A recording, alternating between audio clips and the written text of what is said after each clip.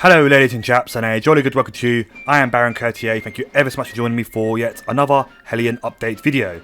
That's right, update 0.5.0 is now a thing, and it's being known as the Exploration Update, and have it on good authority that Zero Gravity devs, Xiaomi and Smarty and possibly one or two others were working overtime at the weekend to ensure this update got on at the announced release date. Now before we get into the main content of the video, I'd just like to point out that things you see in this video might have changed ever so slightly because I am making this video before the update has been released, and I do know for a fact that at this very moment in time the devs are still working on tweaks and other little bits here and there.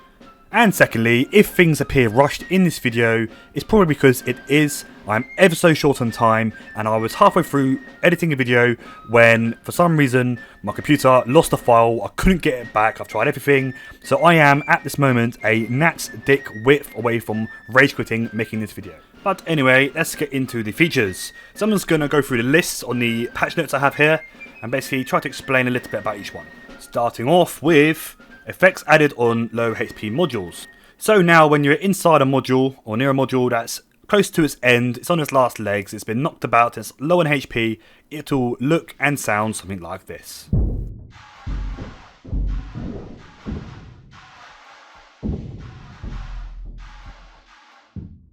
There'll be clear sights and sounds to warn of possible doom and the imminent destruction of the module you're currently in. So please do pay attention to the small eruptions and the sounds of golf balls hitting the side of the module, which should be a clear indicator that you are possibly about to die inside an exploding module. Now on to the new warp features. Now, warp and travelling, it's another big point of the exploration update. As you can see here, there is no warp cell nor singularity cell detonator, yet now we have the ability to carry out an emergency warp. You just set up your warp like you normally do, and you'll notice a small E here in the box. This is obviously telling you that you are going to carry out an emergency warp. Journey time will be longer and towing is disabled, so you can't move your station around using this. In order to carry out regular warp, you will need to have a higher tier warp cell and singularity cell detonator to tow things. The long awaited warp effect has finally been implemented and it looks bloody marvellous. I really do like it. Sound effects are still the same, but it does allow you to look at planets and things as you travel through the solar system. Lovely jubbly. And now on to navigation and scanning system improvements. So here we have the good old nav map. It's been worked on a few times, but we now have the new little button here that allows for scanning. Rather than just doing a circular scan, it's now a cone shaped, and you can adjust it by using these sliders here. You can have a wide spread or a longer narrow spread of scanning, and you can obviously rotate it round, flip it upside down, all that good stuff, similar to when you're setting up a custom orbit. When you're happy, you click scan, it scans for a few seconds before going offline again, and there's a cooldown period. Now obviously that first scan wasn't successful, it didn't pick up anything, so I tried to go for a more wider scan, pointing more directly at the moon I was looking at. Whack the scan button again, wait for it to do its thing, and poof.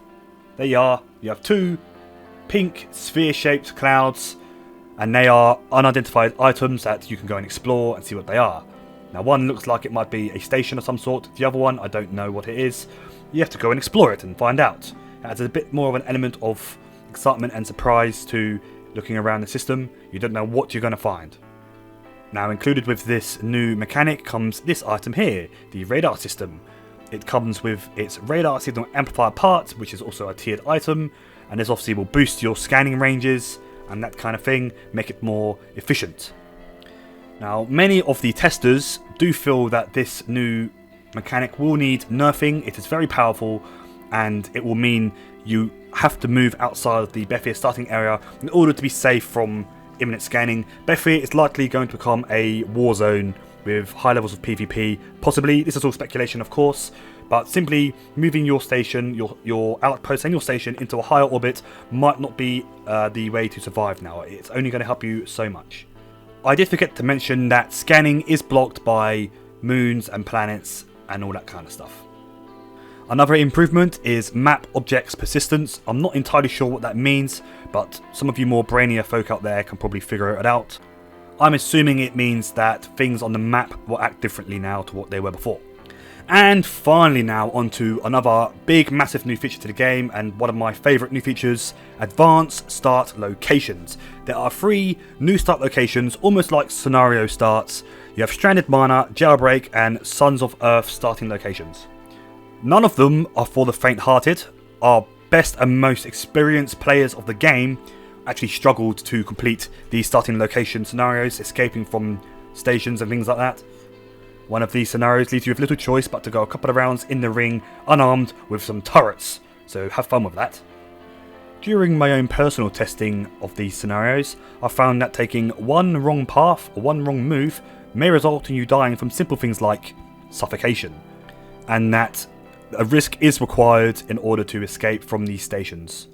Now, it's these very scenarios that I believe the devs are working on right now, literally as I speak. The day before the update is due, they are making final adjustments to them, adding a bit more loot and things like that. So hopefully there'll be a little bit more balance and they won't be nearly impossible as they have been during testing. It's been a matter of hit and miss, a lot of luck involved whether or not you actually survive these starting scenarios. But hopefully after these last minute improvements, it will be a lot more balanced and a lot more fun to play. So that's the main new features covered. Now on to other tweaks. You'll be happy to know that there's been a lot of network optimization. This is always good for a game, especially like Hellion. Nanite core HP has also been increased. This is another very good little tweak, I feel. There's been tweaks to warp endpoint deviation, and also new stations and change positions of existing stations. Another nice little tweak there that should make for a slightly fresher experience in the game. And of course, lastly, the usual list of bug fixes. And I'm sure you'll be glad to know this time the list isn't quite a mile long. It's getting shorter and shorter with each update, which is great. That's a good sign. So once again, I apologise for delivering this new update video to you in rather bullet point fashion. It's not how I like to do things, but time is an issue, I'm afraid. I would much prefer to have it a much more detailed video, but alas, no. Special thanks to the devs, of course, for developing this new update for us. And another special thanks to the very small number of testers who really got their hands onto this. Without them, the devs would have had a lot more difficult time in bringing us this update. And that is all really. Thank you ever so much for watching. I am Baron Quertier. I hope you enjoyed the video. If you did, please do leave a like. Please do subscribe and all that bollocks. And I hope you enjoyed the update. Cheerio.